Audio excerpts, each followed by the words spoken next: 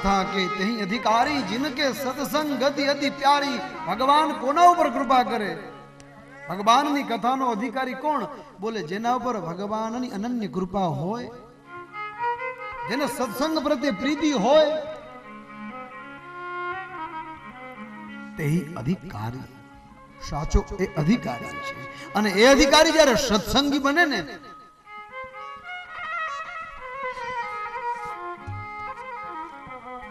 ત્યારે સત્સંગી બહુ ઓછી ભૂલ કરે, બહુ ઓછા પાપ કરે, એટલે એને કષ્ટ ઓછું ભોગવવું પડે। સીધી સાદી વાત છે।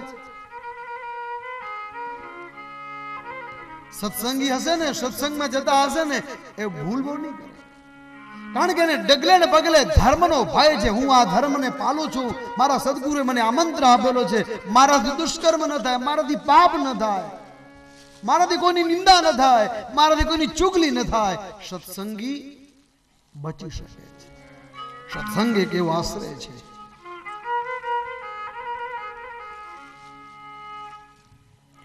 ઓશો રજનીશ નું તમે નામ સાંભળ્યું હશે। ઓશો રજનીશ એ જ્યારે ઓશો નતા થયા ને, એક સામાન્ય સંસારી હતા, ત્યારે એને એના પહેલા કોઈકના પડોશીને કહ્યું હતું કે એક વખત સત્સંગનો આશ્રય લે, તારા જીવનમાં 12 વર્ષ ભક્તિ કર, એ 12 વર્ષ પછીની જે તારા જીવનની જે ભક્તિની સંગ્રહ શક્તિ હશે ને, એ ભક્તિ એટમ બોમ્બ જેવું કામ કરે છે।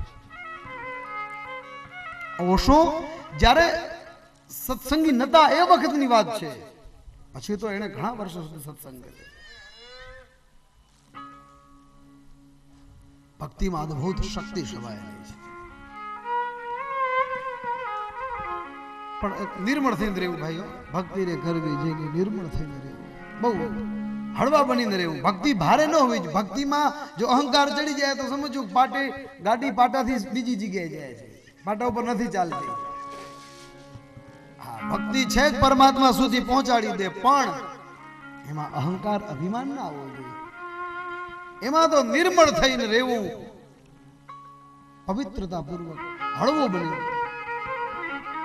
ભગવાન બધું બધાને આપે છે, પણ હળવું છે નહીં, ભાગશાળીને જ આપે। હળવા ફૂલ તો માટે આવા જો અહીંયા યોગ્ય અધિકારી ન હતા, કથારૂપી અમૃતનું પાન ન મળ્યું, દેવતાઓ સૌ નિર્લજ્જ બની સ્વર્ગમાં પુનઃ પધાર્યા છે। આ બાજુ પરીક્ષિતને કથામૃતનું પાન મળ્યું, એ જ કથા દ્વારા પરીક્ષિતને મોક્ષ પ્રાપ્ત થયો। આ સાંભળીને બ્રહ્માજીને આશ્ચર્ય થયું। બોલે એવું કયું શાસ્ત્ર બ્રહ્માજીએ? રાજુ આમાં લઈ તોલવા આવ્યું। એક બાજુ બધા શાસ્ત્ર મળ્યા છે, એક બાજુ ભાગવતજીની તુલનાએ કોઈ ના આવ્યા। ત્યારથી મેનિરે ભગવદ રૂપમ શાસ્ત્રમ ભાગવતમ કરો પઠનાત શ્રવણાત સદ્ય વૈકુંઠ ફલદાયકમ। આ એ ભાગવત છે કે જે પરીક્ષિતને 7 દિવસમાં મોક્ષ મળ્યો। એ ભાઈ મુક્તિ કરતલે સ્થિતા છે। મુક્તિ મેળવવી એ બહુ દૂરની વાત નથી, બહુ સરળ છે, પણ એટલી કઠિન, એટલી દૂર પણ છે, બહુ નજીક પણ છે। એક પગરખામાં પગ મૂકીએ અને બીજા પગરખામાં મૂકતા કેટલી વાર લાગે, એટલી જ વાર મુક્તિ મળવાની છે। પણ કરવું શું જોઈએ? એક પગરખામાં પગ મૂક્યો છે ને બીજામાં મૂકતા કેટલી વાર લાગે, એટલી જ વાર મુક્તિને પ્રાપ્ત કરવામાં લાગે। પણ શરત એક, એ મુક્તિને પ્રાપ્ત કરવી હોય તો મન વચન કર્મથી કહી દઈએ કે આ મારું નથી, એટલે તરત જ મુક્તિ છે। આ મારું નથી સમજો તમે, એ દિવસથી મુક્ત બની ગયા છો સંસારના વાસનાના વિષયોમાંથી। પણ બધું મારું મારું મારું કરતા જઈએ।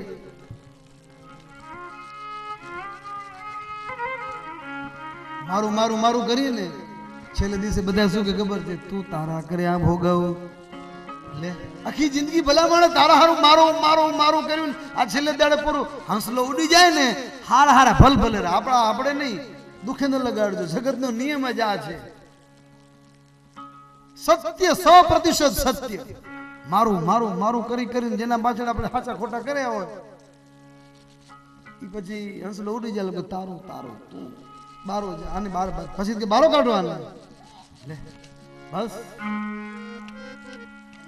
यही जगत की रीति है માટે આ બધું ના આવે એટલા માટે કોઈ ભાગશાળી હોય સાવધાન થઈ જાય તો ભક્તિના માર્ગ દ્વારા પ્રભુ સુધી પહોંચી શકે છે મેનિરે ભગવદ રૂપમ શાસ્ત્રમ ભાગવતમ ખલો આવી બડી ભાગવતમાં એટલી બધું અદ્ભુત શક્તિ સમાયેલી છે બોલે હા મુક્તિદાયક ઘડીના છઠ્ઠા ભાગમાં મુક્તિ મળે પણ શરત એક કે એ ક્ષણે કહી દે કે આ મારું નથી એટલે મુક્તિ આહું ને મારું એ તો એ મનનું છે કારણ પાનવા એ મન જો ધણી રે પણ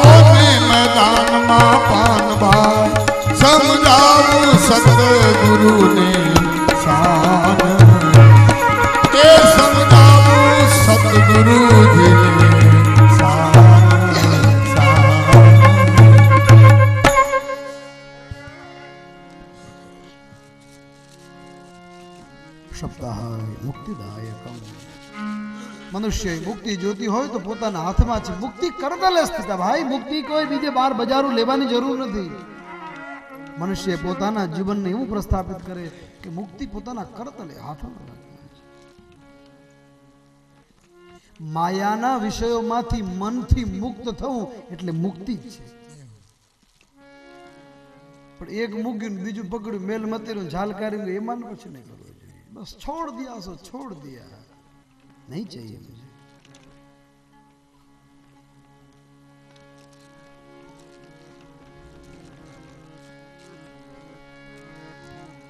सनकाद्यैः पुरा प्रोक्तं नारदायै दजापरै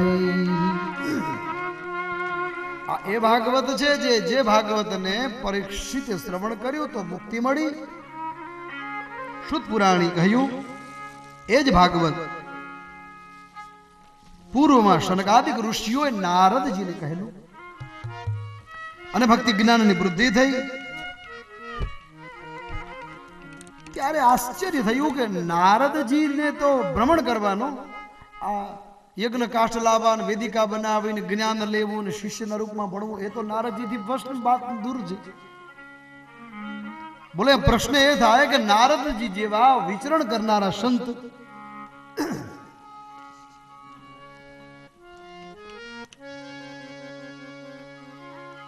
એ સનત કુમારો જોડે બેસીને કઈ રીતે ભાગવત સાંભળ્યો હશે? બોલે એની પણ એક ઇતિહાસ કથા છે, બહુ રોચકની કથા છે. હે ઋષિઓ, તમે સાવધાન થઈને સાંભળો, હું તમને ઇતિહાસની કથા સંભળાવું છું. શૌનક ઉવાચ.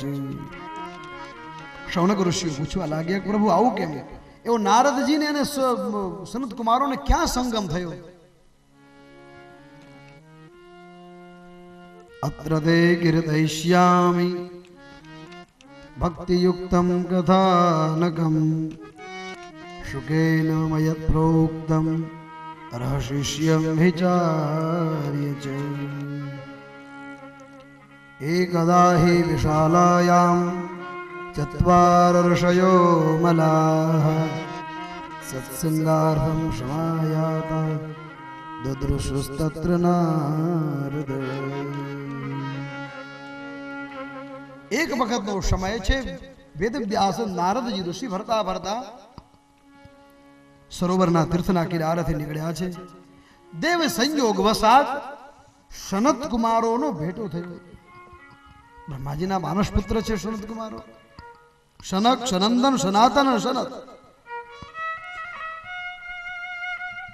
સનત કુમારોએ નારદજીને પહેલા પણ જોયેલા હતા, નારદજીને ઓળખે, નારદજીને આજે પણ જોયા છે. પણ જે દિવસે નારદજીને સનત કુમારોએ જોયા એ દિવસે નારદજીનું મુખાકૃતિ બરોબર ન હતી, ઉદાસ હતા, કોઈ ચિંતાતુર હતા. કુમારો પૂછવા લાગ્યા છે, કથમ બ્રહ્મંદિન મુખાહ કતશ્ચિંતાતુરો ભવાન પરિદમ ગમ્યતે કુત્ર કુતશ્ચાગમનમ તવ. ઇદાનીમ શૂન્યચિત્તોષી ગતવિત્તો યથા જનઃ તદેવં મુક્તસંગસ્ય રોચિતમ વદકારણમ. આમ ઉતાવળા ઉતાવળા ક્યાં દોડ્યા જાઓ છો? સતત પ્રભુનું જપ કરનારા આપના મુખ ઉપર મલિનતા, ઉદાસીનતા કેમ પ્રભુ? ઘણા લોકો આપણે ત્યાં એવા હોય છે, ભલે ને ભગવાન ન પહેર્યા હોય, કપડા ન પહેર્યા હોય, સાધુ નથી, પણ તમે એને હર વખત હર હાલતમાં જુઓ ને, પૂછો કેમ છો તો કે મોજ મોજે દરિયા અઠે પોર આનંદ. કેટલાકનું જીવન એવું નિરાળું હોય છે ને કે એ તો મોજમાં હોય, એ જ્યાં જાય ત્યાં પણ મોજ હોય. અને ઘણા થોડા થોડ એવા જાત્યા હોય, પૂછો કે એ ભાઈ કેમ છે, ક્યાંથી આવ્યો? બોલે આગમણમાંથી. તઈ ધકતો લાગે છે, બોલાયા ન થાય, સમજી લેવું. એનું જીવન નિરાળું. કેટલાકના જીવન એવા નિર્મળ હોય છે કે જેની સાથે પાસે બેસવાથી આનંદની પ્રાપ્તિ થાય છે. પણ આજ નારદજીને યોગ્ય વ્યવહારું ન જોયા. જે મુક્તપણે નારદજી હોય એવા નારદજી ન દુખાણા. સનત કુમારો પૂછવા લાગ્યા છે. ત્યારે નારદજી પ્રત્યુત્તરમાં જે કથા બતાવી, હે ઋષિઓ, હું આપને કહું સાવધાન થઈને સાંભળો. નારદ ઉવાચ. અહમ તો પૃથિવીમ યાતો જ્ઞાત્વા સર્વોત્તમામિતિ પુષ્કરમ ચ પ્રયાગમ ચ કાશીમ ગોદાવરીમ તથા હરિક્ષેત્રમ કુરુક્ષેત્રમ શ્રીરંગમ સેતુબંધનમ એવમાદિષુ તીર્થેષુ બ્રહ્માણિતસ્તતઃ.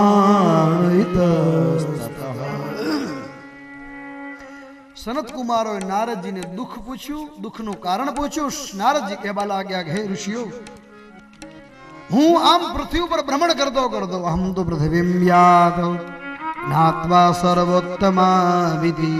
હું પુષ્કર ક્ષેત્રમાં ગયો, હું પ્રયાગ ક્ષેત્રમાં ગયો, હું કાશી ક્ષેત્રમાં ગયો, હું ગોદાવરીના કિનારે ગયો, બધા જ અલગ અલગ તીર્થમાં હું ફર્યો. હરિક્ષેત્રમાં ગયો, કુરુક્ષેત્રમાં ગયો, કુરુક્ષેત્રમાં શ્રીરંગમ સેતુબંધનમ, હું સેતુબંધ રામેશ્વર ગયો, બધા જ મોટા મોટા તીર્થોમાં હું ગયો. એવમાદિષુ તીર્થેષુ ભ્રમમાણૈતસ્તત, આ બધા જ તીર્થોમાં હું ખૂબ ફર્યો, ખૂબ યાત્રાઓ કરી મેં. ના પશ્યમ કુત્રચિત કર્મ મનઃ સંતોષકારકમ, પણ બધા જગ્યાએ જવાથી કે મારા મનને સંતોષ પમાડી શકે એવું મને કોઈ સ્થાન ન મળ્યું, મને કોઈ એવી ભૂમિ ન મળી. નહીતર લોકો ઘર બાર છોડીને તીર્થમાં જાય છે. ભલા તીર્થમાં તો શાંતિ હોવી જોઈએ ને, પણ મને તો તીર્થમાં પણ શાંતિ ન મળે. મારા મનને સંતોષ પમાડે એવું કોઈ જગ્યાએ મેં ના તો સાધન જોયું, ન તો મેં સુખ જોયું. જ્યાં ગયો ત્યાં કળિયુગના મિત્ર ધર્મે માયાથી બધાને પકડી રાખ્યા છે.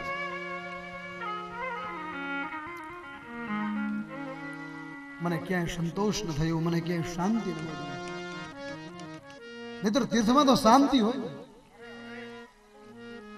પણ જ્યાં જ્યાં હું ગયો ત્યાં મારા મનને અસંતોષ થયો, મારું મન ખિન્ન બન્યું.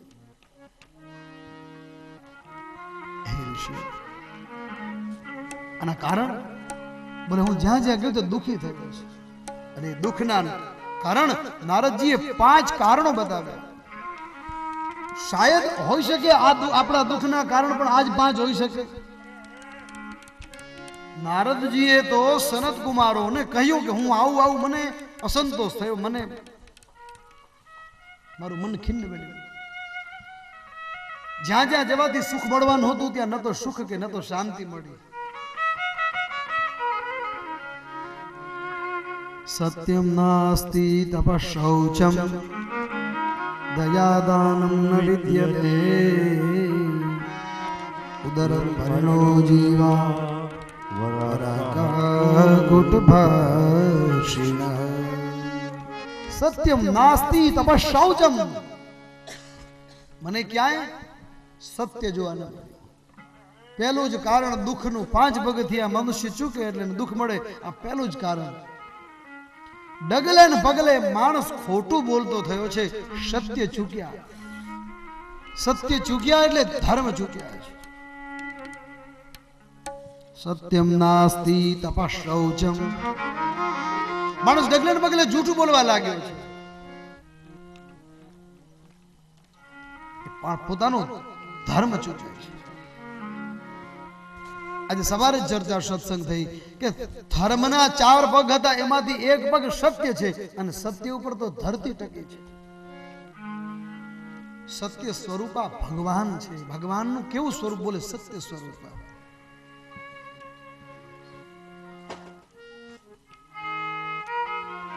જ્ઞાન સ્વરૂપા, નિર્મળ સ્વરૂપા, આ બધા ભગવાનના સ્વરૂપ છે. એ ભાઈ, આ સત્ય સ્વરૂપા ભગવાન છે ને આપણે ખોટું બોલી તો પહેલું જપમાન કોનું કર્યું? બોલે ભગવાન. ભગવાન સત્ય વ્રત છે, પરમ સત્ય છે. જ્યારે કંસ અત્યાચાર, પાપાચાર, દુરાચાર કરે છે ત્યારે બધા જ દેવતાઓ મળીને ભગવાનની સ્તુતિ કરે છે અને સ્વર્ગમાંથી ભગવાનને મથુરાના રાજાનો નાશ કરવા માટે વિનંતી કરે છે. ત્યારે પણ બધા જ દેવતાઓ એક જ સ્તુતિ કરેલી છે, સત્યમ વ્રતમ સત્ય પરમ ત્રિસત્યમ સત્યસ્ય યોનિહિતં ચ સત્યમ સત્યસ્ય નેત્રમ ધ્રુવેચ સત્યમ સત્યાત્મકં ત્વાં શરણં પ્રપન્ન. સત્યમ વ્રતમ સત્ય પરમ ત્રિસત્યમ. વ્રત ही સત્ય है, ત્રિપરમ પરમ તત્વ સત્ય છે. એવા સત્ય સ્વરૂપા ભગવાન. અને સત્ય છે ને તો આપણે બધા અહીંયા બેઠા છીએ ધરતી ઉપર. મહાભારત એનું પ્રમાણ આપે. જો મહાભારત, હા, સત્યેન ધાર્યતે પૃથ્વી સત્યેન તપ્યતે રવિઃ સત્યેન વાયુ વાયન્તિ સર્વે સત્યમ પ્રતિષ્ઠિતમ. ધરતી ઉપર સત્ય છે તો જ આ ધરતી ટકી રહી છે ભાઈ. સત્યેન ધાર્યતે પૃથ્વી સત્યેન તપ્યતે રવિ. આ સૂર્ય ભગવાન જો ચાણા માથે સૂર્ય ઉદિત થતા હોય ને તો એ ધરતી ઉપર આપણા જીવનમાં થોડું સત્ય છે એટલે જ આ બધું ઉદિત થાય છે. સત્યેન વાયુ વાયંતી. આ મહાભારત કથા ભાગવતી પણ આમાં બધું આવશે. કેમ દિવાળીની સિઝનમાં એક વસ્તુ લેવા જાવ ભેગું 2-3 વસ્તુ ફ્રી આપે. ફ્રી લ્યો તો કે છે મિક્સર ફ્રી, લુગડા ધોવાનું લુગડું લ્યો તો પછી બીજું કાંઈક ભેગું ફ્રી આવે, કાંઈ ના આવે, છેટે 5 કિલો એરિયલ કે રીન આવે પણ ફ્રી આપે. એમ આ ભાગવત કથા લારે, ભાગવત કથાની પાછળ ભાગવત તો છે જ પણ મહાભારત ગીતા અને રામાયણ ફ્રી તમને. આ નવી સ્કીમ દિવાળીની આપણે. હા, ભાગવતની કથા થાય છે પણ એમાં ગીતા આવે, રામચરિત માનસ આવે, એમાં મહાભારત આવે. બધા કાંઈક ને કાંઈક આપે તો પછી આમાંય આપવું પડે ને ભાઈ. એટલે ભાગવતની સાથે સાથે બધી વસ્તુ થોડી થોડી પીરસાતી જાય. એકલું મિષ્ટાન ન હોય, સાથે નમકીન પણ હોય. સત્યેન ધારતે પૃથ્વી સત્યેન તપ્યતે રવિ સત્યેન વાયુ વાયંતી સર્વે સત્યમ પ્રતિષ્ઠિતમ. આ ધરતી ઉપર બધું છે તો જ ધરતી ટકી રહી છે. તો ભગવાન સત્ય સ્વરૂપા છે. ત્રિકાલાબાધિત સત્ય છે. મનુષ્ય સત્ય ચૂકી